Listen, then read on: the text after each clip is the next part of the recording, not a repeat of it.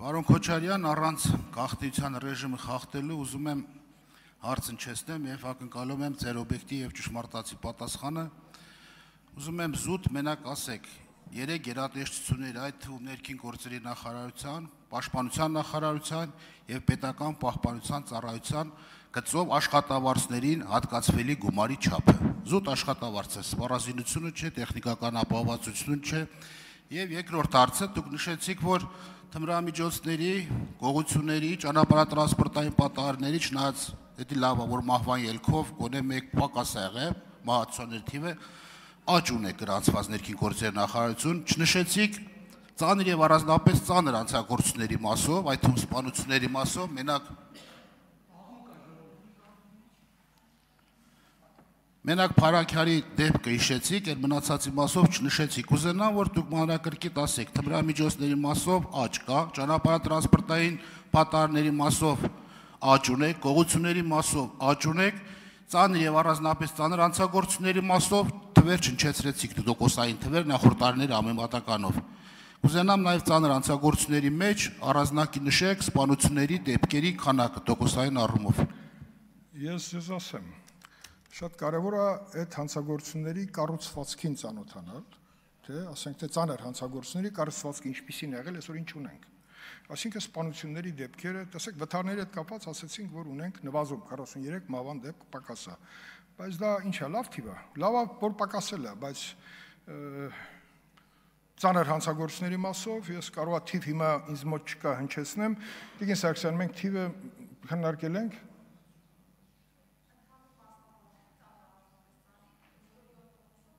0.7% նվազում ունենք, ինչպես ասած, բայց դա փոքր թիվ է։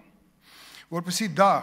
կարողանանք նաև այդ թիվը ավելի մեծացնենք, 0.7% ավելի մեծ լինի, պակասման առումով, դրա համար ես առաջարկել եմ, որպեսզի գաղտնալսման հնարավորությունը տալ ներքին գործերի նախարարությանը։ Իրենք էլ առանձին օպերատիվ միջավայրը կառավարելի դարձնելու, օպերատիվ քարտեզները լիարժեք դարձնելու համար, որտեղ ոչ մեկիս համար գաղտնի չի։ Կան Հայաստանում ռեգիոններ, որտեղ զենքի արկայությունը ավելի շատ է, օրինակ Փարաքարին, չի, որտեղ պատերազմների ընթացքում Էջմիածնի ռեգիոնը ավելի շատ մասնակցություն է ունեցել պատերազմի գործընթացներում եւ շատ զենք կա նաեւ այդտեղ կուտակված եւ պատահական չի որ զենքը մեկ էլ հայտնվում է եւ Փարաքարում եւ Էջմիածնում եւ այլ տեղերում եւս եւ քրեական ոստիկանության նաեւ առաջնահերթ ծրագրային խնդիրներից մեկը պետք է լինի զենքի արգրավումը, բայց դրա համար պետք է լավ միջոցառումներ կազմակերպեն նախ հայտարարվի, որ սա երևի վերջի փորձն է, որ տրվում է ձեզ բերեք կամավոր զենքը հանձնեք, որտեղ պատերազմից հետո գիտենք, որ ինչ քանակի հրազենային միջոցներ է ապօրինի հայտնվել Հայաստանի տարածքում եւ ինչ ծավալի միջոցներ ապօրինի նաեւ եկել է Լեռնային Ղարաբաղից Հայաստան, բայց դա պետք է բացահայտել։ Նաեւ ասեմ ձեզ, նախկինում եղել է այսպիսի արատավոր պրակտիկա երկրի ղեկավարները ատրճանակներ են շնորհել խրախուսում հասարակության տարբեր շերտերին, նաև այսպես այն շերտերին, որոնց պետք է չխրախուսեին։ Ունեցել ենք վարչապետ, եթե չեմ սխալվում այդ թիվը, կարծեմ եւ չեմ սխալվում, 630 մի քիչ ավել կամ մի քիչ պակաս ատրճանակ է նվիրվել այդ աշխարհի տարբեր մարդկանց։ Իհարկե դրանց մեջ եղել են բոլորն էլ կուզեցել են զենք ունենան օրինական։ Բայց այդ ծավալի զենքը հետո հիմա պետք է իր բանը չունենար։ Հիմա զենքի մասին օրենքն էլ փոխեցինք, բայց խնդիրը արդյոք լուծվեց։ Գնում են քննություն ենք հանձնում, լիցենզիա ենք անում, նաև օրինական զենքերի հետ կապված խնդիրներ առաջացել։ Ուզում ասեմ, ծանր հանցավորության սպանությունների մասով նախարարը թիվը ասեց, ես մտահոգող, բայց ես ավելի մտահոգիչ բան եմ ասում, ապօրինի զենք պետքա չլինի որևէ մեկի տանը։ Դա պետքա լինի օրինական, որը նշանակում է պետք է լինի խիստ հաշվառման տակ, իսկ լավ կլինի ընդհանրապես զենքը լինի այնտեղ, որտեղից, ասենք թե, այդ հաշվառումը խիստ նաև հաշվառում կա տվյալ կառույցում։ Ունեք արձագանք, համեցեք։